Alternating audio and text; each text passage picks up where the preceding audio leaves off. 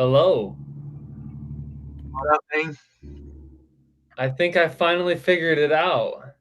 Sweet. Um, I do not know if we are live, but at least me and you are together so we can have I think this. you are live. Let me go on YouTube and check because it's showing live on StreamYard. It just automatically puts it Yeah, onto YouTube. yep. Okay. It's showing you're live on YouTube right now. Oh, Let's cool. go, baby. Yeah, let's do it. Thanks for hopping on at the last second. I know it was kind Yeah. of spur of the moment. Um, so I need a for hat. anybody for anybody who watches this now or in the future, I'm Bob Dabra. I'm a part-time reseller, Nope. full-time teacher. Drew over here is a full-time reseller, and I have always considered becoming a full-time reseller. I think it'd be a lot of fun, and I have a lot of questions I've always wanted to ask a full-time reseller, and Drew's gonna step up to the plate. He's gonna Dude, I be can't I can't find a hat to fit my head today, so you're gonna have to deal with my bald head. oh, you look great. Don't worry about it. Um, yeah, first off, you wanna tell the people who you are and, like, I don't know, a little bit about yourself, and then I'll throw all the hard questions at you. Yeah, sure. Let's go. My name is Drew Friedman. I'm a full-time reseller. I sell on eBay, Poshmark, Mercari, Depop, and Facebook Marketplace. I'm a mad cross-lister. I love having multiple opportunities. I'm also a real estate agent, so I have my license here in Florida. I'm married and got 2 kids, and yeah, man, I do this reselling thing full time, make my money and pay my bills, support my family. There you go. I also do YouTube videos, so I have a YouTube channel. That's a lot of fun. Hold on, I'm making a quick little post here. All right. You got 8 people in the YouTube live stream. Oh, no way? That's Yeah, awesome. I'm gonna say what's up to the people since I don't know if you have it pulled up or not, but you got Marrakech 7, Chris Vasquez, Kobe, KMB Vintage, Oh, Skylar's the what's up? limit, and then a couple other people who haven't said anything. So yeah, thanks for hanging out, guys. Um, Bob's trying to get still set up here, so you have yeah, to sorry, give him this is give my him first just a time second. ever going live on Once the. you set up StreamYard and it hooks up to your YouTube channel, it's like it automatically goes live when you're live on StreamYard. It's like live streaming straight to YouTube. All right, cool. Well, just for future sake, I'm not rude. The questions are just on my phone. Sure. Um, so if I'm on my phone looking at it, it's because I'm preparing for the next question. Drew, before we even start, thanks again. Huge thank you for answering all these questions. I'm sure I am not the only one. I'm sure I'm not the only part-time reseller that has like these type of questions. No problem. If there's any background noise, it's like literally about to hurricane rain at my house. So if it gets loud, let me know. Um, I just made that face because there was like a massive thunder strike. Um, okay, I have three kind of easy intro questions. So the first one is, what did you do before you were a reseller? Like my last job or just in general? Both. I've had a lot of jobs. Well, yeah, right. Let's talk like right before you became a reseller. What were you doing? Okay, so I owned my own business. I owned a scooter and motorcycle shop for about 5 years. It was a kind of like a franchise from another business that was local in Orlando. I got a job there. I was working part time. They offered me a franchise opportunity. I took it and opened up the business. Ran that for about 5 years. Slowly, things stopped working out with me and the owner of the company, so I just decided to sell my store. So I sold it and then got a job as a corporate director for an IT company doing like all the background stuff. It was like a startup. So I was doing HR, human resources. I was figuring out getting payroll set up, insurances, all the back end details of starting up a big company. So I was doing all that, and they actually let me go for some poor miscommunication that they believed I was talking bad about the company, and I wasn't. They didn't give me a chance to explain myself. They just basically said, sorry, you lost your job. So once I lost my job there, I just said, that's it. I'm never working for anybody ever again. And I had watched some recent YouTubers like Ray as the Entrepreneur and Garage Flips and a couple other people, but some of the bigger guys, Daily Refinement, some of those guys that were like thrifting, reselling, doing eBay stuff. And I was doing it like part time here and there. And I was like, hey, you know what? No better time than to jump in 110%. So I just did it, started going to garage sales and buying stuff and reselling it. And the rest is history. Were you married already? Yes. Okay. Yeah, we'll be married 10 years next year. Oh, congrats. I did not know that. Yeah, thank you. So I guess you already my next question was how'd you get started, but you already said you just kind of did it on the side before you went full.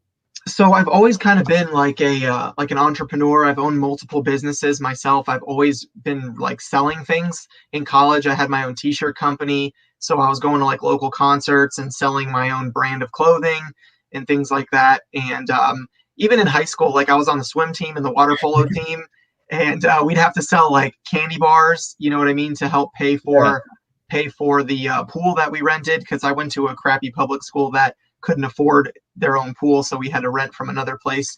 So like I was always trying to be the top seller on the team for candy bars, and like I just always had that hustle in me. So when I had the scooter shop, I just decided to start going to garage sales on the weekends, and I was just enjoying it. And I found some stuff, and I was like, hey, I'm gonna start selling this. And then slowly but surely, it just kept growing. Okay. And then I guess the last easy question for you, how long ago was that? So how many years was it when you like left the scooter and became full-time? So right around the time I started making YouTube videos last year in 2019, which was like March, is like really when I went full-time, March of last year. Oh, I thought it was longer than that too. Okay, cool. Nope. Now the hard questions. Hey, bring them on. I love questions. Drew, these are the questions that like haunt me whenever I think about going full time. Okay. All right, let's do it. First question is job security. Uh-huh. How do you feel about the security of being a full-time reseller? Like, will that job exist in 1 year, in 5 years? What do you think? I don't think reselling's going anywhere. I actually think it's on the up and up, just because like you see all these big corporations and stuff due to places like Amazon and people doing Shopify stores and Etsy and like all these other platforms, even Poshmark and stuff. Like it's just become such a technologically advanced society that JCPenney, Sears, Dillard's, Burdines, like all these big block stores, Sports Authority, lots of these places just can't keep up with the online platforms, even, StockX and GOAT and,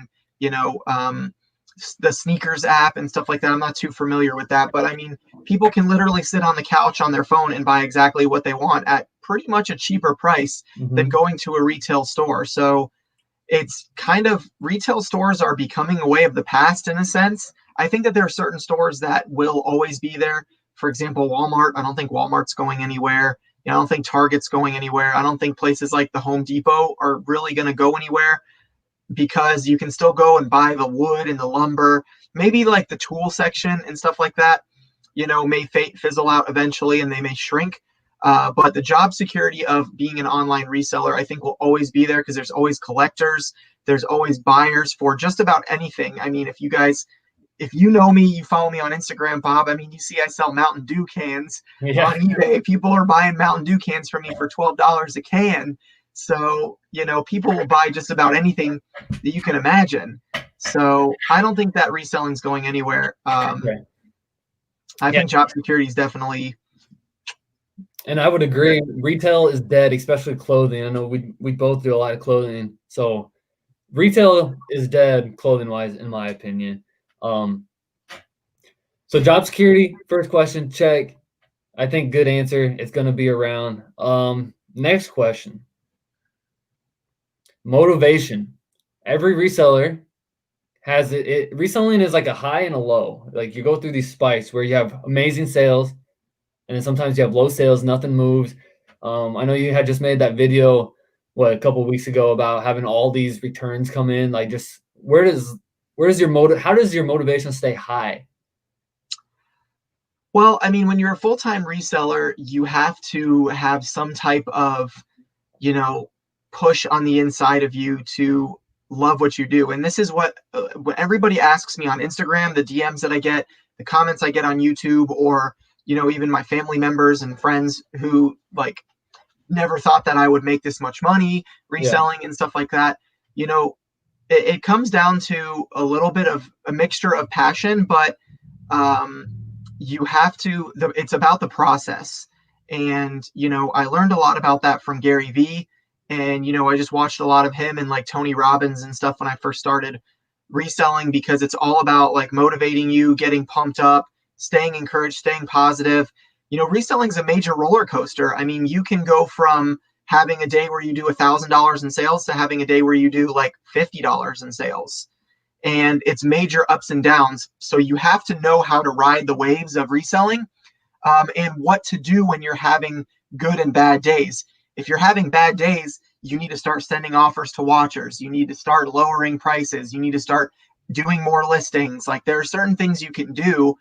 I'm a no excuses kind of guy, and the motivation mainly comes from providing for my family, and also kind of like, not in a bad way, but just proving people wrong who never believed that you could resell stuff from garage sales and make a full-time income. yeah, And because I want to help other people. So I have to stay motivated to continue to succeed, because ultimately one of the things that I want to do is like motivational speaking, and, like almost like a public figure, kind of like on stage and stuff, like telling people how to be successful, and, how to win in life and stuff like that. So, like, I'm motivated by seeing the dreams that I have for my future become a reality. So if I don't work, then, those things won't come true, because I have to live those things first before I can tell other people about it. So the main motivation comes from providing for my family. And then the second is just because, like, I've always had a hustle in me to just never quit. Like, anything that I've ever done, I've just never wanted to quit, which is why, like, when I had my scooter business, I didn't just close it and move on. I listed it and sold it and found a buyer and sold a brick and mortar building. Most people would just give up. mm-hmm. That's just not in me. So That's good. Okay, so and your wife is always home with the kids, right? correct. Yes. Okay, so yeah, you got a lot on your plate. So that would be a big motivation. Like, if what advice would you give to me for motivation? Let's pretend this has been the worst month of sales ever, and I have no more motivation to be a reseller, and I do not need to provide for a family. So what kind of advice, how would you motivate someone like me? Well, the first thing I would ask is, are you happy? And if you're not happy, then I would say that that's the ultimate motivation, is to get happy. If you're referring to having a job that you currently have and you're reselling, but it's been your worst month, and you're like, well, I have a job, I can just give up reselling because I have, money in the bank. I have a job that will pay my bills. In that sense, then I would say, well, either reselling is not for you, or you need someone to, to kind of prod you from the behind, and say, hey, get back on your feet. It's going to be good. You got this. You can do it. Let me look at your eBay store. Have you sent out offers to watchers? Have you lowered prices at all lately? Have you been consistently listing? So there's a lot of factors that go into online reselling. I mean, I was just in a live with another reseller, and one lady was saying she's struggling because she can't find any deals anywhere. Her thrift stores are dry. She doesn't have any place to source. Everybody is too expensive on Facebook Marketplace. It's impossible to find deals online. And it was like she was just making excuse after excuse after excuse. That's And the yeah, question I it's had. probably your next question, right? So, to dovetail into that, but to still answer your question, is you can't make excuses in reselling. There are endless opportunities. If you're the type of person that says there's no garage sales in my area, there's no thrift stores that have good stuff in my area, well, then you need to be the person that gets up at 5 a.m. on Saturday morning and you drive to the next town over for garage sales. And you take an extra hour out of your day to drive to the next city over, because it's not like you live in Antarctica with the penguins. Yeah. You know what I mean? Like there's cities, there's towns, there's stores. If you live, and we were giving this lady like tons and tons and tons of ideas. We were saying, hey, look up this, look up pots and pans, look up vintage clothing, look up video games, look up Sony Handycams, look up, purses, this kind of stuff. And she just kept saying none of that is for sale in my area. And people in the live chat were literally going into her zip code on Facebook Marketplace and finding deals for her and saying, go pick this up right now. You can double your money. And so, it depends on if you're happy. If you're not happy being a reseller, you're always going to make excuses on why there's no deals out there. And, again, if you follow me on Instagram, like the hustle in me is just, I would say, like I don't want to come across as like full of myself, but I am a hustler. Like I'm not just like fake. When people see the stuff that I pick up on Facebook Marketplace, for every one good deal I get on Facebook Marketplace, I'm probably messaging 20 or 30 people and I get one of those, and people always say, oh, Drew, you always find the good deals, but it's because they don't see the behind the scenes work that it takes to get that one or two good deal. So if I were to give you motivation, if you were having a rough month, I would say you need to reevaluate what you're selling. You need to look at, if you're priced too high, and maybe consider cross-posting. Like eBay was really bad for me this weekend, but Poshmark and Depop were really good for me this weekend. So like it's a law of averages. Most of the time eBay is my main bread and butter. But this weekend, all I sold was smalls on eBay. I didn't sell anything high ticket. But then I sold a couple really good items on Depop and Poshmark, and it brought my numbers up. Okay, good. I like that answer. Happiness is definitely important in life, so you got to do what makes you happy. Absolutely. The next question I had was, what do you do when a source goes dry? For example, my best thrift store is an hour and 45 minutes away, but I agree with you. Like this summer, with thrift stores around me locally being closed, I did a lot of like online box buying and stuff like that. So I kind of already had my own answer to that question, and then you just kind of elaborated. Just you gotta dig deep and find those deals on other platforms and stuff. So I'll just skip that question and go to the next one I had for you. And this is talking about like finances and stuff, like money. So you don't have to get too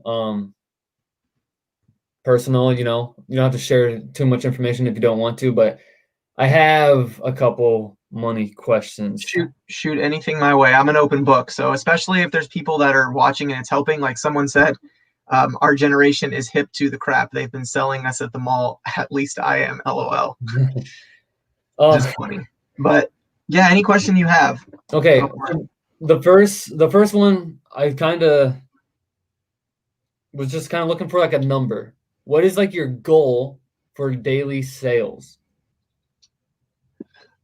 So right now, my current goal is to net profit $150 a day. Okay. So, but that's been my goal for a long time, pretty much since I started. Well, I wouldn't say since I started reselling. I'd say I've been reselling for about a year and a half.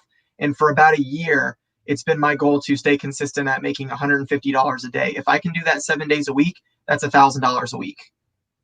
So, if I can make $150 a day net in sales, which is obviously after, fees and cost of goods, that's my goal. But now I'm shooting upwards towards more like 200. Okay. And then with that being said, how many items do you list in a day or in a week?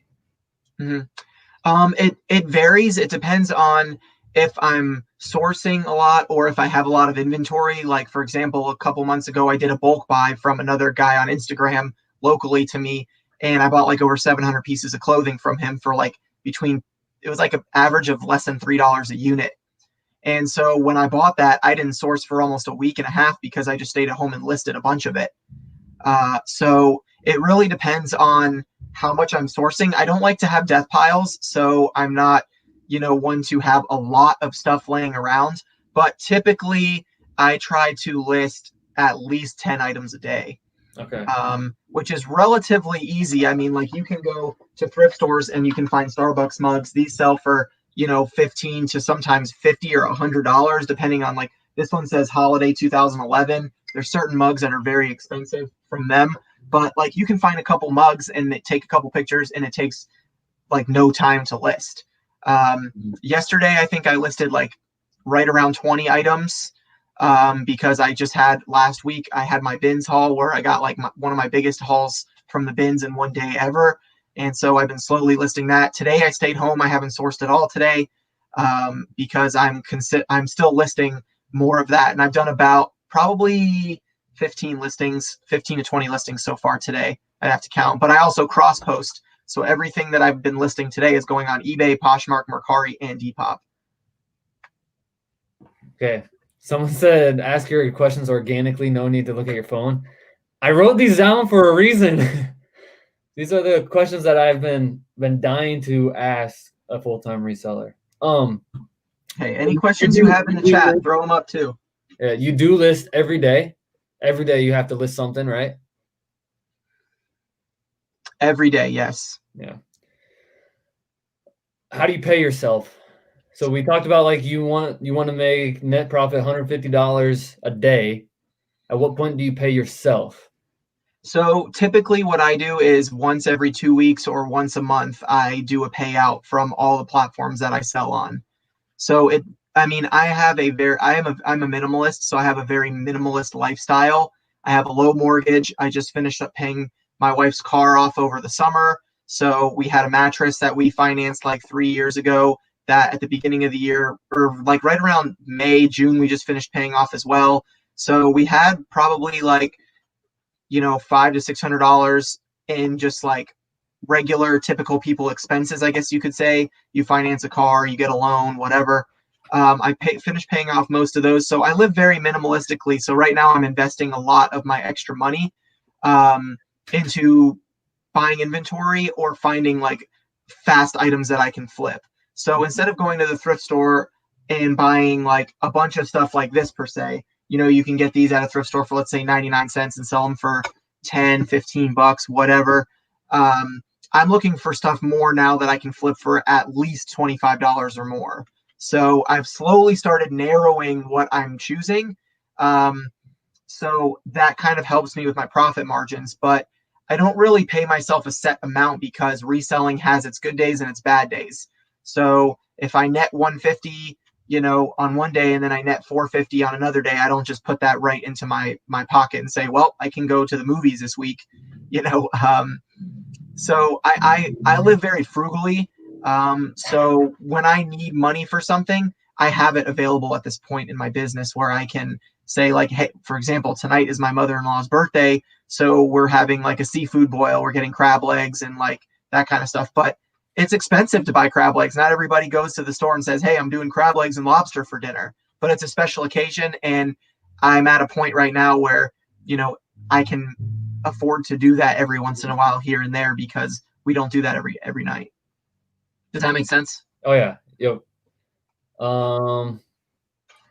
But normally I'll do a big payout at least once a month and I'll deposit like a huge, chunk of everything I sold for the month on all the platforms, like after fees and stuff like that. So I like it that way because it's just like nice having one big chunk of money come in versus like putting 100 in, then 50 in, then 100 in, or every time I make a sale. I mean, I'm selling stuff daily. So, yeah. There's no point to do it like that for me. Okay. Jonathan said, is there a specific cross-listing program you use? Yeah, it's called Profit Monsters Cross List. I manually cross-list everything that I do. I take it on eBay and then I copy paste it. I go to Poshmark, then I go to Depop, then I go to Mercari, and I copy paste it and I just re-add the pictures. From the time I finish an eBay listing to the time it takes me to cross-post to all 3 other platforms and Facebook Marketplace, if it's like a video game console or whatever, it's typically less than 60 seconds. It doesn't take very long because it's copy paste. Hope that answers your question. Yeah, that's some good advice too. I don't think enough people cross list. I don't. Well, Depop, I guess, but let's see. Um, oh, this is a good one. All right, bring it on. What do you tell people your job is? I tell people I'm a full-time reseller and YouTuber. Oh, that's easy enough, huh? Yeah. I have no shame in my game as far as like people ask me all the time. Like I also tell people I'm a real estate agent because that I guess you could say that kind of makes people a little less sketched out about, oh, he probably can't provide for his family. You know what I mean? Like people just Right, are right. quick to judge when you say like I'm a reseller or a YouTuber because most people don't know how much money full-time YouTubers make. I don't make any money right now on YouTube. I still haven't even gotten a check yet. But I am monetized and I'm slowly building up, but a lot of YouTubers make a lot of money. But so I tell people like I say I'm a full-time reseller and YouTuber, and I also have my real estate license. So then when people say, "Oh, you're a realtor," then I just say yes. That's funny. This next question kind of goes along with that. Did you have to convince your family and friends? So, for me, my sake first, there were very few friends of mine who I first told this, and they were like, "Oh yeah, that's cool." A lot of them were like, "What the heck are you wasting your time doing that for?" And then when I go to family and I tell my family like, "Oh, last year I made X amount of money just by selling stuff on eBay," they're all like, "Wait, what? What do you mean?" So, did you ever have to convince like your family and friends of what you were doing was like fair or like good, Yes, profitable? yes, absolutely. I think everybody deals with that. That goes into reselling, except my wife, which I'm very thankful for. I didn't have to convince her. I just told her, I'm like, listen, I'm not working for anybody else, so I'll figure out a way to make this work. And she's just the best. I mean, we're a really good team together. But she was just like, all right, I trust you, and that's all I needed. So I didn't need Hmm. anything else other than her, saying that she trusts me. I mean, my dad, you know, he owns a barn building company. He makes hundreds of thousands of dollars a year. His barn business does millions in revenue. And he's like, you need to go get a job selling cars, provide for your family, stop making YouTube videos. It's never going to pay out, you know. And so, but he's kind of the old school type of guy where he says you need to go get a job and take care of your family, and doesn't realize how much money there is to be made on reselling platforms like eBay and Poshmark. He thinks it's just something that college girls do, selling clothes from their dorm room. Yeah. So, most of my friends don't really know how much I make or don't really care to know.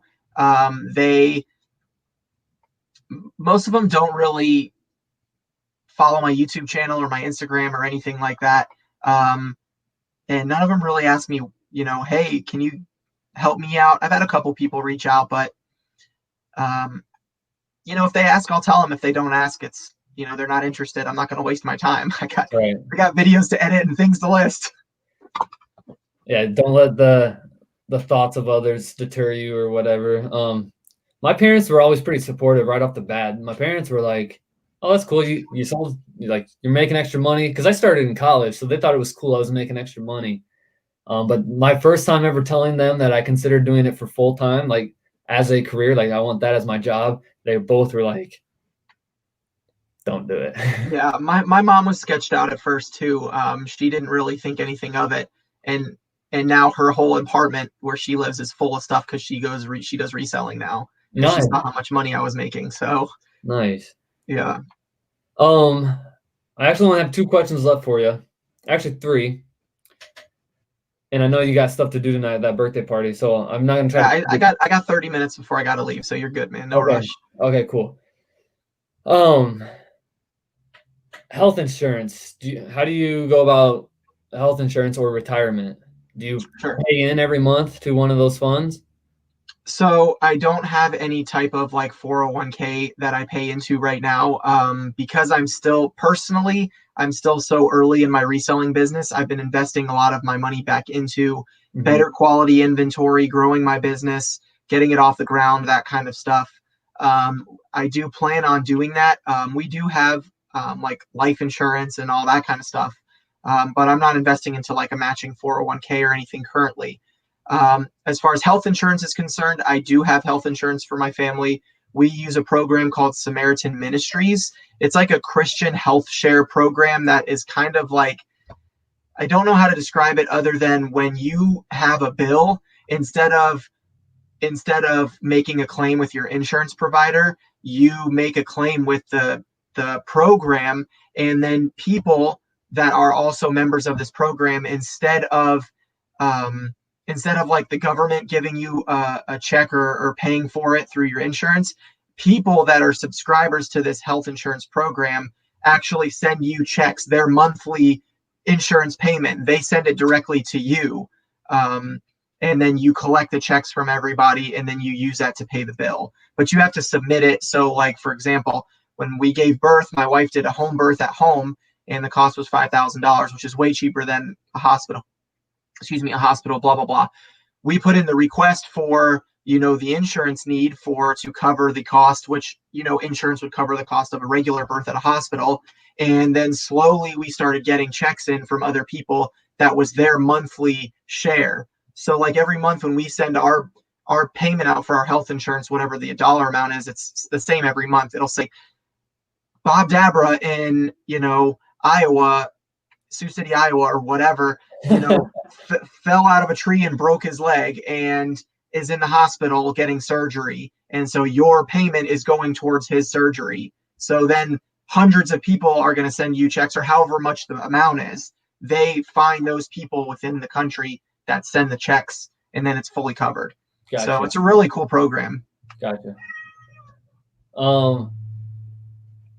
Spreadsheet to track sales. Do you keep a spreadsheet on each individual sale, or how do you track your sales? So Google Sheets and Microsoft Excel are the two best programs to use. I use Google Sheets, and I started off really strong, like when I first started reselling. And then I realized that because I don't just sell one type of product, like I don't just sell shoes, I source just about everything, and I buy things in bundles. I buy bulk stuff. It's a little bit hard to maintain that. But I write every day. I write down every sale that I make, and I write down how much I spend every day, and then I keep all my receipts.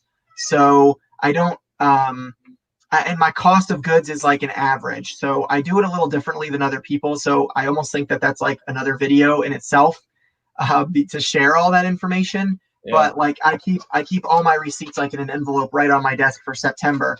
And then at the end of the month, I go in and say like I spent, yeah, exactly. I go in at the end of the month and say I spent $1,500 on inventory this month, and I made $10,000 in gross sales, and then I minus that out directly. Some people do it from like an individual item. Like I went to the bins and bought 48 things, so average buy cost is $1.20 per item or whatever. The amount of volume that I'm doing, I can't keep up with it like that. I would have to hire an accountant every day to be typing in my inventory that I'm bringing in. Mm-hmm. So I don't do it like that. I do it more like on a monthly basis. Yeah, so do I actually. Like the way I do it now, I just keep track of what I spend a month, and then I keep track of what I sell a month, and I just subtract it that way. I mean, it's literally the same thing. It doesn't really matter, at least in my opinion, because at the end of the year, all an accountant wants is your gross revenue and your net profit. That's really all they want. Mm-hmm. They don't care to know that you sold a pair of Patagonia boots for $70 and you paid $2 for them, or you bought a vintage t-shirt for $100 and sold it for $200. Mm-hmm. They don't care about each individual item. They just want to know the bottom dollar that you have to pay taxes on. So that's true. We do have a question in the chat. I'll answer real quick. Do you enjoy flipping vintage t-shirts more than any other category? For me, absolutely yes. That's what got me into reselling, was vintage. And this is my hobby, basically, part-time reseller. It's my hobby, so I do it for fun. And yeah, I enjoy the t-shirts more than anything. What's your favorite thing to sell, Drew?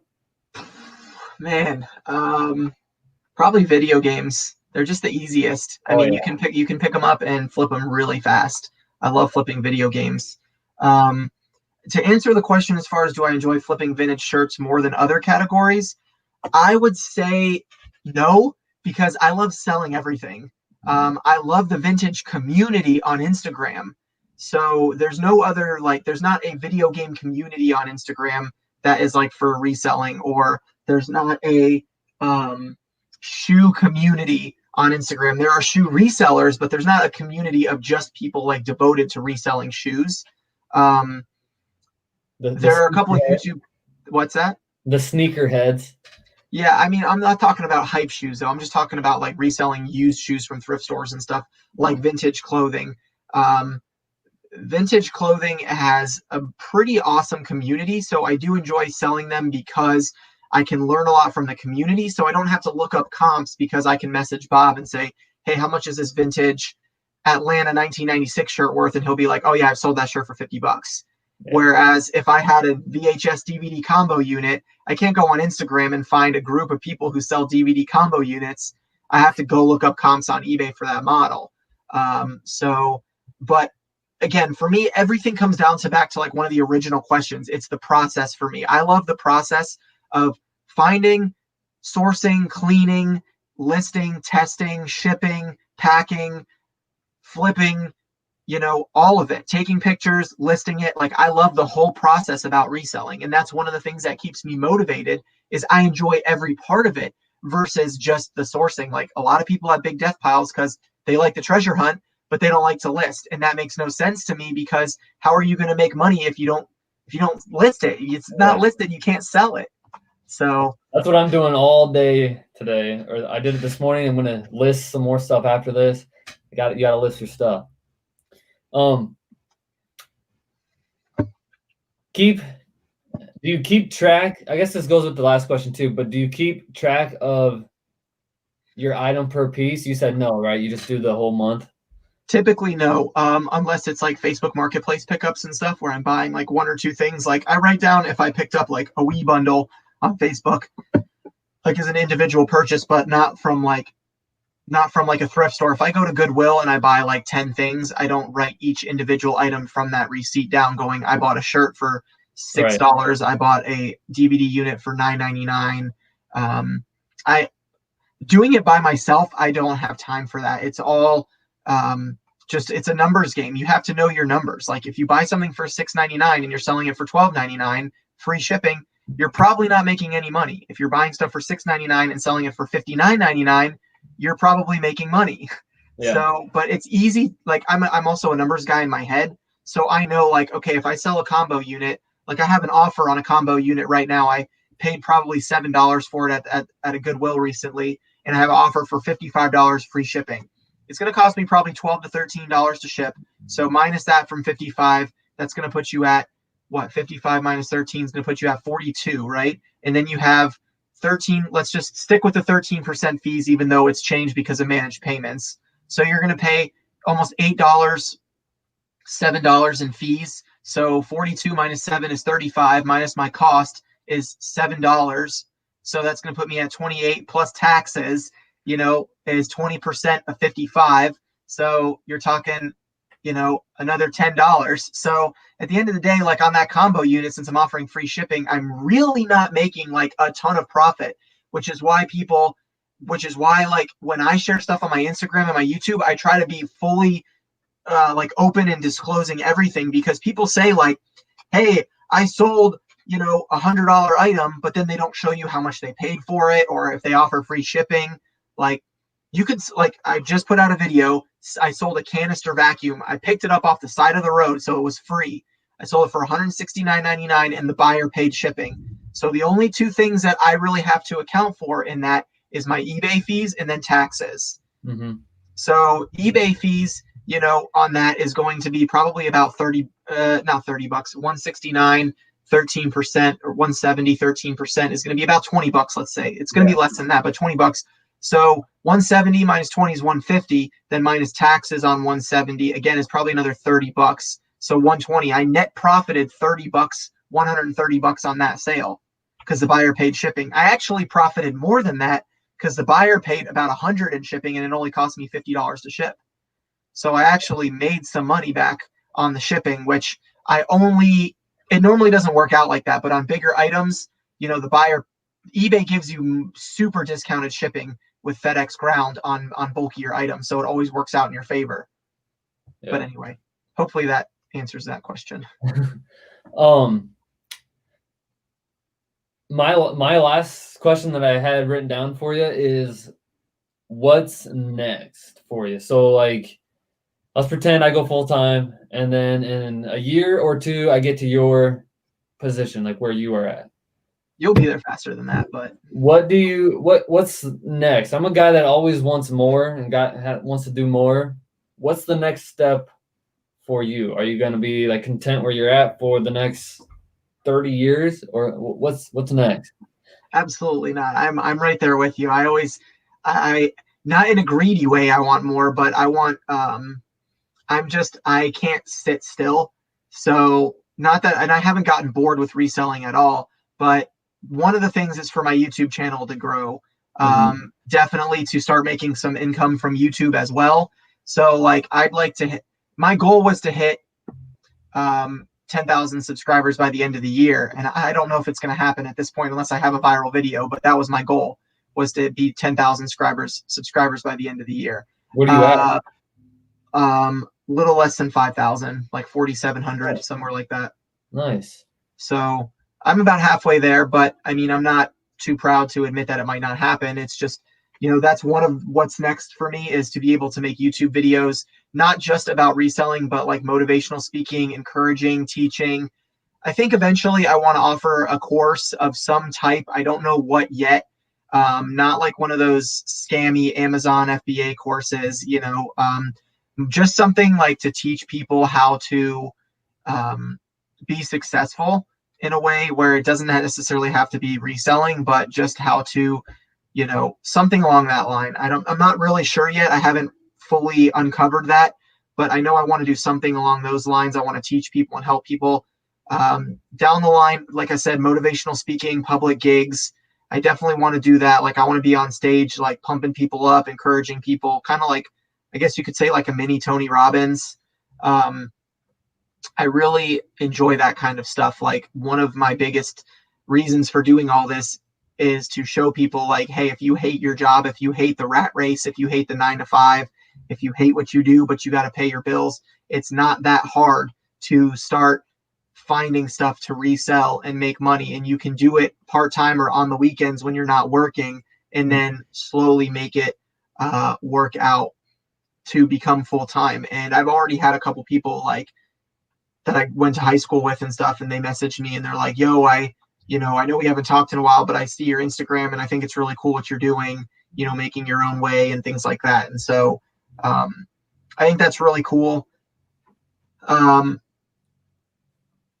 Real estate is in my future as well. I want to have passive income properties. So by the end of next year, my goal is the house that I currently live in to be completely paid off by the end of next year, and then to be renting it out, and that would be 100% profit, passive income, and then be living in another house and hopefully start buying more real estate eventually as well. That's probably, renting this out is probably about a year down the road, but having real rental properties is probably another 5 years down the road for me. Okay, cool. Yeah. You ever think about getting into like pallets? I've done some in the past. I have a couple videos from way back in the day, like when I started reselling, like doing Amazon return pallets, and they can be profitable. It's just a lot of work. It's just like buying a storage unit. It's like you got to go through all the crap to find a couple of good things, to make your money back. And you have to know what you're doing, and you have to be okay with listing a bunch of cheap stuff too to make your money back sometimes. Yeah. Some people, they want to buy an Amazon pallet and they just expect it to come with brand new MacBook Pros, and it's going to come with like Buzz Lightyear toys and, used stuff. Like if you go watch my Amazon return pallet video when I unboxed it, people buy stuff on Amazon all the time, use it, and then send it back and say things like, that you can return anything on Amazon. And even Harry Tornado put out a video like going to that Dream Deals place where it's all Amazon return pallets. And one of the things in one of my Amazon return pallets was like a 36 count of kids Play-Doh. And I got it all back in the box and everything. And then you open them up and they're all empty or used and played with. And it was like a $50 Play-Doh set. Like you scan it on Amazon or eBay and it was like a $50 set. It was expensive. And then you get it and you have to literally throw it in the trash because someone played with it, bought it for their kid's birthday, and then returned it on Amazon to get their money back. Yeah. So, it is what it is. So I'm not big onto the return pallets because I haven't found them to be massively profitable.